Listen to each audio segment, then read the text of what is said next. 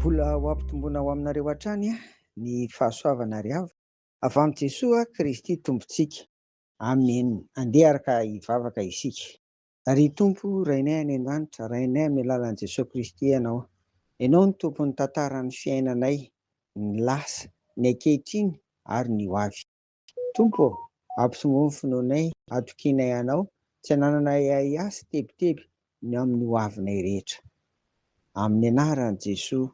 Amen. Amin'ity lohahevitra hoe manapaka amin'ny fahefana ny tompo ity ry havako dia andeha ny tantaran'i Davida mpanjaka indray no hijerentsika an'izany. Teo amin'ny 70 taona teo eo ny fitambaran'ny nanjakany teo amin'ny Israely iray manontolo izany, ary eo amin'ny 70 taona teo izy no maty. Rehefa ho faty Davida dia nampita tamin'i Solomonina zanany an'ireto zavatra roa reto, dia voalohany amin'izany moa ny fitondrana ny fanjakana, satria mbola tanora ity zanany ity, mbola tsy manatraikefa firy, ary indrindra koa Davida dia nanam-pandriana ny amin'ny hoe fanorenana ny tempolin'i Jerosalema, dia tsy navelan'Andriamanitra nanatanteraka an'izany izy, fa izao nomaniny kosa izay rehetra hoentina manatanteraka an'izany, indrindra ny ara-pitaovana nampitainy tamin'ny Solomonina izany. Davida ry havako dia tena feno fankasitrahana an'Andriamanitra tamin'ny fiainany rehetra, ary hita taratra amin'izao tonom-bavaka ataony izao rehefa atao hoe akaiky ho faty izy. Noho izany dia ity vavaka nataon'i Davida ity izany dia mampisongadina mihitsy an'ilay hoe Andriamanitra no tompon'ny hery sy ny fahefana rehetra, ary manapaka amin'ny fahefany tokoa ny tompo. Matoa Davida nandresy an'ireo atao hoe fahavalony maro samihafa, ary indrindra ihany koa afaka nitondra izany fanjakana izany nandritra ny 40 taona, dia tsisy hoe avy aminy izany, fa dia nasongadiny mihitsy ny Maha-Andriamanitra tompon'ny hery sy ny fahefana eo amin'ny fiainany.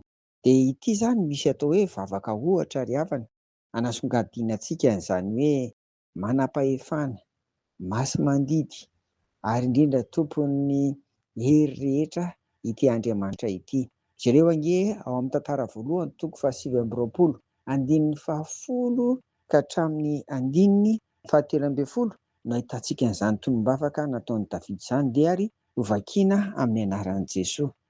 Koa dia nisaotra ny Jehovah teo anatrehan'ny fiangonana resy Davida ka nanao hoe: isaorana anie ianao Jehovah, Andriamanitra Israely razanay, hatramin'ny taloha indrindra ka ho mandrakizay.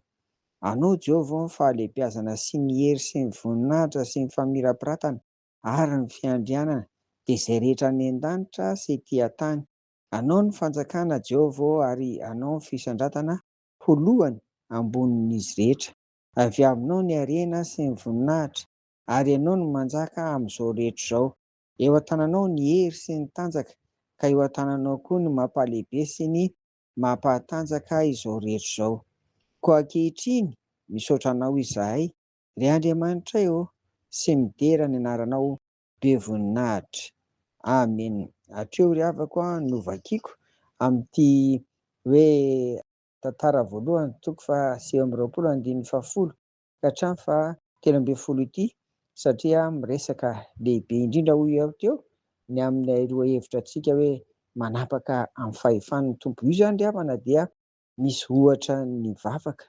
Reto ngingy mba singaniko kely fotsiny, rehefa naomby ny fitondran'ny fanjakana araka nambara teo izany, dia asongadiny mihitsy fa Andriamanitra io no tompon'ny fahalehibiazana sy ny hery sy ny voninahitra ary ny famirapiratana ary ny fiandrianana ampahan'ireo. Fa tena tsapany Davida teo amin'ny fiainana izany, na dia atao hoe kinga sy mahay miady aza izy, dia tena zava-poana izany fa ilay Andriamanitra tompon'ny hery sy ny fahefana be voninahitra no nampandresy azy ry havana. Dia hirariana koa mba ho tahaka an'izany tsika, feno fankasitrahan'Andriamanitra, ary mba ho ela velona amin'izao fiainana izao, ka dia ho hitantsika ny asan'Andriamanitra, ny asan'i Jesoa Kristy, ny asan'ny fanahy masina eo amin'ny fiainantsika tsirairay avy. Fa n'Andriamanitra irery ny voninahitra. Amen. Vavaka isika.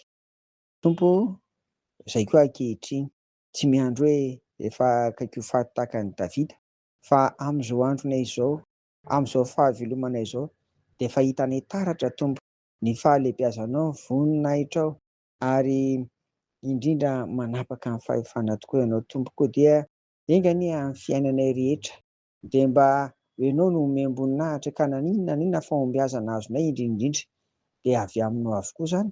Ry Andriamanitra rainay, amin'i Jesosy Kristy dia apetraka hatrany manontolo eo am-pelatananao ny fiainanay amin'ny anaran'i Jesoa. Amen. Ho aminareo ry havako ny fiadanan'i Jesoa. Amen.